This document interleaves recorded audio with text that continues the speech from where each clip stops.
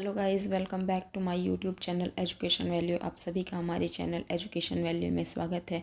तो आइए अपने नए सेशन की शुरुआत करते हैं। नए सेशन का क्वेश्चन पहला आइए देखें हम लोग।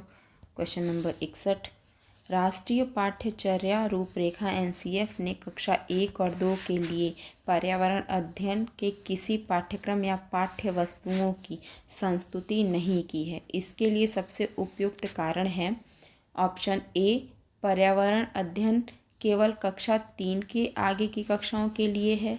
बी, कक्षा 1 और 2 दोनों शिक्षार्थी पढ़ना लिखना नहीं जानते। सी, संदर्भयुक्त अधिगम परिवेश प्रदान करना। या डी, पाठ्यक्रम का भार कम करने के लिए।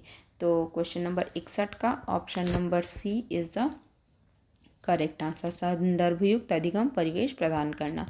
आइए क्वेश्चन नंबर 62 देखें हम लोग। एक अध्यापक को कक्षा 4 के विद्यार्थियों को हमारे देश के भोजन की सांस्कृतिक विविधताएं पढ़ानी हैं। इस विषय को पढ़ाने के लिए सर्वोत्तम विधि निम्नलिखित में से क्या है? ए, अपने देश के विभिन्न राज्यों के विभिन्न लोगों द्वारा खाए जाने वाले विविध भोजन के बारे में विद्यार्थियों को एक प्रोजेक्ट कोष्ठक में परियोजना दें। बी, विद्यार्थियों से पूछें कि उन्होंने क्या खाया, उसके बाद चर्चा करें। या सी, विद्यार्थियों से कहे कि वे अपने परिवार के भोजन के बारे में सूचना एकत्र करें। या डी, विभिन्न प्रकार की खाने की चीज़ों के चित्रों का फ्लैश कार्ड दिखाएं। तो क्वेश्चन नंबर 62 का option number A is the correct answer. आइए क्वेश्चन नंबर 63 देखें हम लोग। प्राथमिक कक्षाओं में पर्यावरण अध्ययन के लिए निम्नलिखित सभी सामान्य उपागमों का अनुपालन किया जाना है, केवल इसे छोड़कर। ए, मूर्त से अमूर्त। बी, सरल से कठिन। सी, स्थानीय से वैश्विक। या डी, अमूर्त से मूर्त। तो क्वेश्चन नंबर तो आइए देखें। ऑप्शन ए केवल 4, ऑप्शन बी 1 और 2, ऑप्शन सी 2 और 3, या ऑप्शन डी केवल 2। तो क्वेश्चन नंबर 63 का option number C is the correct answer, 2 और 3, सरल से कठिन और स्थानीय से वैश्विक। चलिए नेक्स्ट क्वेश्चन नंबर 64 हम लोग देखें। निम्नलिखित तालिका का अध्ययन कीजिए। पेट्रोल का मूल्य रुपए लीटर में, फिर डीजल का मूल्य रुपए लीटर में, जून 2007 और ये दिसंबर 2014 आपको दिया हुआ है।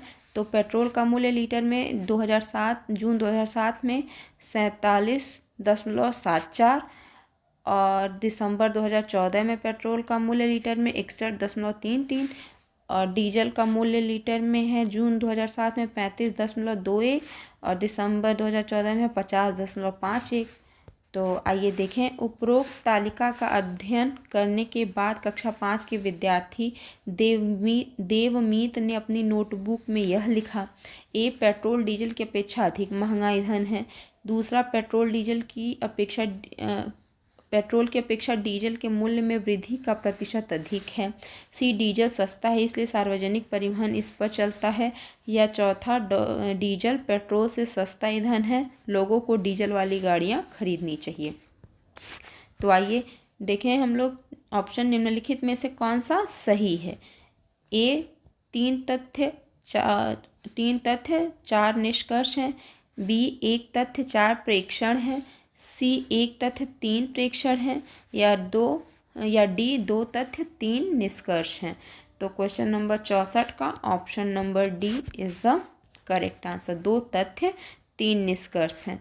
चलिए हम अपना क्वेश्चन नंबर 65 देखें। क्वेश्चन नंबर 65 आपके सामने है। कक्षा 5 की अध्यापिका माहिका चाहती है कि उसके विद्यार्थी आसपास के पौधों का अवलोकन करें। सार्थक अधिगम सीखने के लिए उनसे बच्चों को क्या करने के लिए प्रोत्साहित करना चाहिए? ए, समझना कि पौधे हमारे लिए उपयोगी हैं। बी, अधिकतम पौधों के नाम लिखना। सी, उनकी ऊंचाई, पत्तियों, गंध और उगने वाले स्थानों में अंतर का अवलोकन करना। या डी, समझना कि पौधे भी सजीव होते हैं। तो क्वेश्चन नंबर 65 का option number A is the correct answer. आइए नेक्स्ट क्वेश्चन नंबर 66 हम लोग देखें। प्राथमिक स्तर पर पर्यावरण अध्ययन के आकलन में निम्नलिखित में से कौन सा संकेतक उपयुक्त नहीं है? ए, प्रश्न पूछना। बी न्याय और समानता के प्रति चिंता, सी सहयोग, या डी स्मरण रखना। तो क्वेश्चन 66 का option number D is the correct answer. प्रश्न पूछना भी आपका सही है, न्याय और समानता के प्रति चिंता भी आपका सही है, सहयोग भी सही है। गलत कौन सा है, निगेटिव आंसर कौन सा आपका, स्मरण रखना। आइए क्वेश्चन नंबर 67 देखें हम लोग। आपके प्रधानाचार्य आपको कहा कि कक्षा 5 के विद्यार्थियों को शैक्षिक अवलोकन यात्रा के लिए ले जाएं। इस अवलोकन यात्रा को सार्थक बनाने के लिए आप इस योजना में क्या सम्मिलित करेंगी। ए जहां जाना हो उसके बारे में जानकारी प्राप्त करने और पढ़ने के लिए विद्यार्थियों को कहना। बी आनंद के लिए पर्याप्त भोजन और खेलों को साथ ले जाना। सी यह सुनिश्चित करना कि विद्यार्थी अनुशासित रहें और उस स्थान का शांतिपूर्वक अवलोकन करें। या डी क्रियाकलापों की स्तरीकृत शीट उस स्थान के बारे में तैयार करना और प्रामाणिक तथा सार्थक अध्ययन के लिए विद्यार्थियों के साथ यात्रा से पूर्व साझा करना। तो क्वेश्चन 67 का option number D is the correct answer. चलिए नेक्स्ट क्वेश्चन नंबर 68 का देखें हम लोग। प्राथमिक स्तर पर पर्यावरण अध्ययन में शिक्षण में कहानियों और कविताओं का प्रभावी ढंग से उपयोग किया जा सकता है। पर्यावरण अध्ययन में इनके उपयोग का मुख्य उद्देश्य ए सीखने के लिए संदर्भगत वातावरण प्रदान करना, बी पाठों को आनंददायक बनाना, सी भाषिक कौशलों को बढ़ावा देना, या डी कक्षा की विविधता की पूर्ति। तो क्वेश्चन नंबर 68 का option number A is the correct answer. आइए क्वेश्चन नंबर 69 हम लोग देखें। एक प्राथमिक स्तर की अध्यापिका जलाभाव के विषय पर अपने कक्षा 4 के बच्चों को प्रभावपूर्ण तरीके से किस प्रकार आंकेगी। ए उपरोक्त विषय पर एक लिखित परीक्षा का आयोजन करके, बी यह पता करके कि उन्होंने अपने दैनिक जीवन में जल की बचत कैसे प्रारंभ की, सी जल संरक्षण में पोस्टर बनाने की गतिविधि का आयोजन करके, या डी बच्चों को जल संरक्षण पर नारे लिखने के लिए कहकर। तो क्वेश्चन नंबर 69 का option number B is the correct answer. आपको यह देखना है कि इसमें सबसे पॉजिटिव आंसर क्या हो सकता है। तो आइए क्वेश्चन नंबर 70 देखें। प्राथमिक स्तर पर मानचित्रांकन सिखाने से शिक्षार्थियों में निम्नलिखित में से कौन सा कौशल को बढ़ावा मिलता है। ए गणनाएं और अनुमान, बी माप के अनुसार चित्रण करना, सी सापेक्ष स्थिति और दिशाबोध की जानकारी, या डी साफ सुथरा रेखांकन। तो क्वेश्चन नंबर 70 का option number C is the correct answer. चलिए नेक्स्ट क्वेश्चन नंबर 71 देखें हम लोग। इस पौधों में पत्तियां हैं जिसे सब्जी की तरह प्रयोग में लाया जाता है। इसके बीजों से तेल प्राप्त किया जाता है। यह पौधा है नारियल, ए बी बंद गोभी, सी सरसों, डी पालक। तो क्वेश्चन नंबर 71 का option number C is the right answer. सरसों आपका सही है। आइए नेक्स्ट क्वेश्चन नंबर 72 देखें। निम्नलिखित में से कौन सा मच्छरों से होने वाले रोगों का समुच्चय है। ए हैजा dengue malaria, B chikungunya dengue malaria, C chikungunya हैजा मियादी बुखार, या डी चिकनगुनिया मलेरिया मियादी बुखार।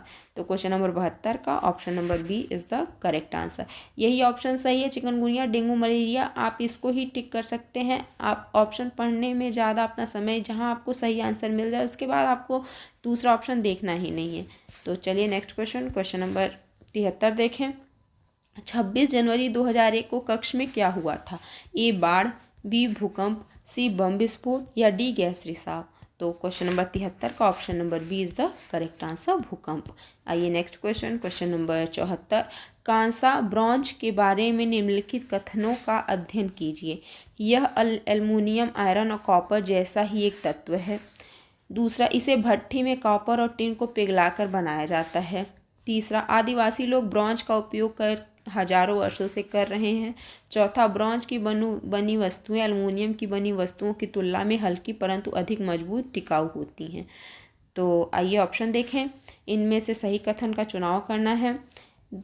ऑप्शन ए 2 और 3, बी 1 2 3, सी 2 3 4, या डी 1 और 4।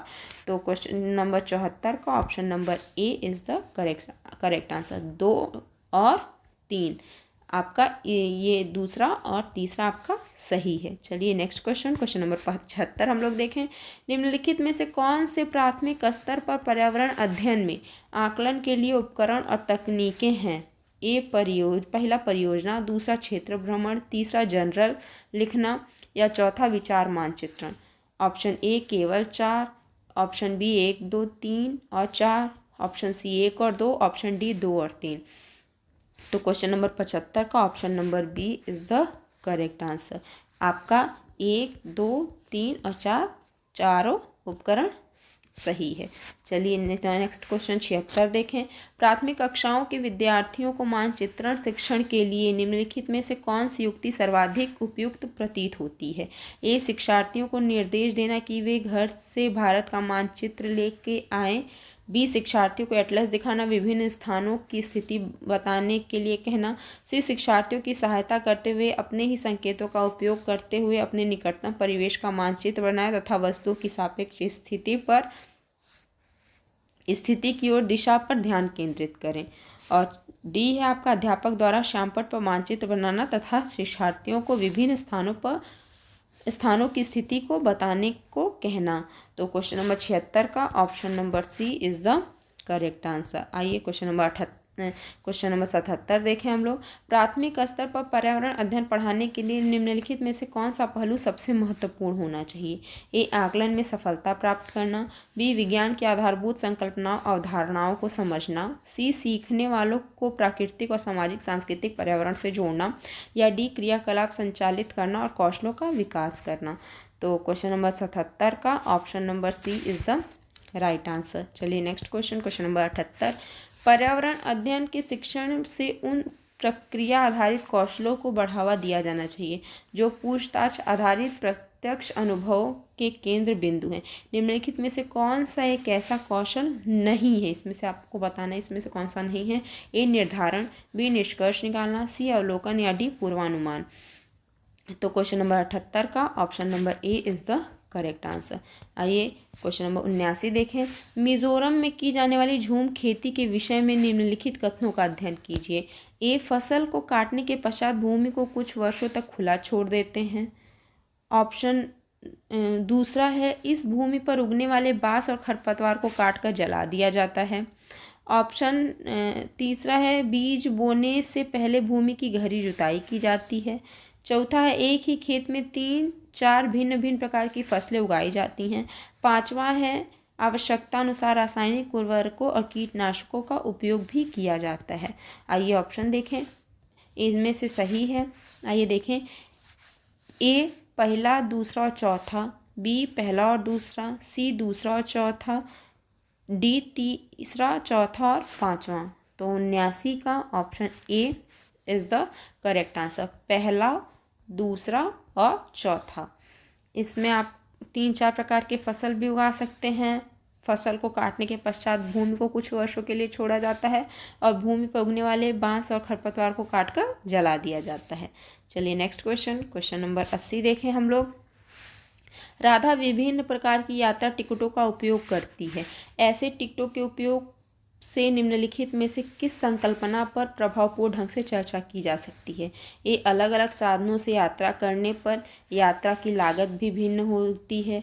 दूसरा, यात्रा की लागत उस वाहन द्वारा प्रयुक्त ईंधन पर निर्भर करती है। तीसरा, सार्वजनिक परिवहन में एक स्थान से दूसरे स्थान को जाने के लिए हमें टिकट चाहिए। या चौथा, आरक्षण प्रक्रिया की समझ। आइए ऑप्शन देखें। सर्वाधिक उपयुक्त विकल्प आइए देखें। ए है पहला और चौथा। बी है पहला और तीसरा। सी है दूसरा और तीसरा। और डी है तीसरा और चौथा। तो क्वेश्चन नंबर 80 का option number B is the correct answer, पहला और तीसरा। चलिए नेक्स्ट क्वेश्चन नंबर 81। यदि हम पक्षियों का अवलोकन करते हैं तो हम यह पाते हैं कि अधिकांश पक्षी अपनी गर्दन अत्यधिक हिलाते हैं। इसका कारण यह है कि ए, इनके कान ढके होते हैं और वे उड़ सकते हैं।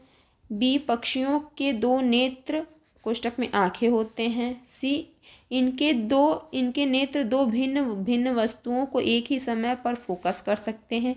या डी, अधिकांशतः पक्षियों के नेत्र स्थिर होते हैं और घूम नहीं सकते। तो क्वेश्चन 81 का option number D is the correct answer. चलिए नेक्स्ट क्वेश्चन 82 देखें। रीना आम पसंद करती है, वह इन्हें जाड़ों के लिए संरक्षित करना चाहती है। निम्नलिखित में से कौन सा तरीका संरक्षण के लिए सर्वाधिक उपयुक्त है? ए, जूस तैयार करना और वायुरोधी डिब्बे में संचित करना। सी, प्लास्टिक के थैले में रखना। बी प्लास्टिक के थैले में रखना, सी रेफ्रिजरेटर में संचित करना, या डी अचार और आम पापड़ बनाना। तो क्वेश्चन नंबर 82 का option number D is the correct answer. चलिए नेक्स्ट क्वेश्चन नंबर 83 देखें। निम्नलिखित में से वह कौन सा जानवर है जिसके अग्र दांत हमेशा बढ़ते रहते हैं? वे दांतों को बहुत अधिक लंबा न होने देने के लिए वस्तुओं को काटते या कुतरते रहते हैं। ए गिलहरी, बी छिपकली, सी चूहा, या डी दीमक। तो क्वेश्चन 83 का option number A is the correct answer. चलिए नेक्स्ट क्वेश्चन नंबर 84 हम लोग देखें। कोई किसान उर्वरकों और कीटनाशकों का अधिक उपयोग करके अपने खेतों में बार बार धान की फसल उगा रहा है। ऐसा करने से उसके खेतों की मृदा ए जुताई के लिए उपयुक्त बन जाएगी, बी बंजर हो जाएगी, सी अन्य फसलों के लिए भी उपजाऊ बन जाएगी, या डी केवल धान की फसलों के लिए ही उपयोगी रहेगी। तो क्वेश्चन नंबर 84 का option number B is the correct answer. Friends आइए हम एक बार अपना क्वेश्चन नंबर 83 देख लें। इसमें आपको ऑप्शन ए गिलहरी माना गया है, यह सही है। इसमें आपका चूहा भी सही होगा। चूहा मतलब अब जो है एनसीईआरटी सीटेट में जो भी प्रश्न पूछे जाते हैं, जैसे अगर ये प्रश्न आएगा तो आपके ऑप्शन में गिलहरी और चूहा दोनों साथ साथ देंगे, क्योंकि चूहे के दांत भी बढ़ते रहते हैं। तो इसी के साथ अब जो भी एग्ज़ाम होगा, अब जो प्रश्न बनेंगे उसमें गिलहरी और चूहा दोनों या तो एक साथ ऑप्शन में रहेंगे, मतलब दोनों एक ही ऑप्शन में रहेंगे, या तो चारों ऑप्शन में से या तो गिलहरी ही देगा या तो चूहा ही देगा। तो आइए क्वेश्चन नंबर 85 हम लोग देखें। केरल के निकटवर्ती राज्य हैं, ए कर्नाटक और महाराष्ट्र, बी आंध्र प्रदेश और कर्नाटक, सी कर्नाटक और तमिलनाडु, डी तमिलनाडु और आंध्र प्रदेश। तो क्वेश्चन नंबर 85 का option number C is the correct answer, Karnataka और तमिलनाडु। चलिए नेक्स्ट क्वेश्चन नंबर 86 देखें। निम्नलिखित में से हमारे देश के किस राज्य के अधिकतर लोग नारियल के तेल में पकी हुई समुद्री मछली खाना पसंद करते हैं? ए गोवा, बी जम्मू कश्मीर, सी बिहार, या डी मिजोरम। तो क्वेश्चन नंबर 86 का option number A is the correct answer. यहीं अगर आपको पूछ ले कि सरसों के तेल में बनी हुई मछली, सरसों के तेल में बनी हुई मछली अगर यही पूछ लेता तो आप जम्मू कश्मीर टिक करते। तो इसमें नारियल के तेल में पकी हुई समुद्री मछली अगर पूछता है तो आपका ऑप्शन गोवा सही है। चलिए नेक्स्ट क्वेश्चन नंबर 87 देखें। रेगिस्तानी योग के बारे में निम्नलिखित कथनों का अध्ययन कीजिए। पहला, रेगिस्तानी योग एक वृक्ष जिसकी ऊंचाई हमारी कक्षा के कमरे के लगभग बराबर अर्थात 4 मीटर होती है। दूसरा, इस वृक्ष की जड़ें नीचे वृक्ष की ऊंचाई की लगभग 30 गुना गहराई तक जमीन के भीतर जाती हैं, जब तक कि पानी तक न पहुंच पाए। तीसरा है, इस वृक्ष के तने में पानी एकत्रित होता है। और चौथा, यह वृक्ष अबू धाबी में पाया जाता है। तो आइए देखें इसमें से सही कथन। ए है 2, 3 और 4, बी है पहला और दूसरा, सी है पहला दूसरा तीसरा, और डी है पहला दूसरा चौथा। तो क्वेश्चन नंबर 87 का option number C is the correct answer, पहला दूसरा और तीसरा। यह वृक्ष अबू धाबी में नहीं ऑस्ट्रेलिया में पाया जाता है, यह आप ध्यान देंगे। चलिए नेक्स्ट क्वेश्चन नंबर 88 देखें हम लोग। प्रश्न पत्र तैयार करने वाला पहला कदम क्या है? ए डिज़ाइन तैयार करना, बी प्रश्न लिखना, सी खाका तैयार करना, या डी अंक योजना लिखना। तो क्वेश्चन नंबर 88 का option number A is the correct answer, design तैयार करना।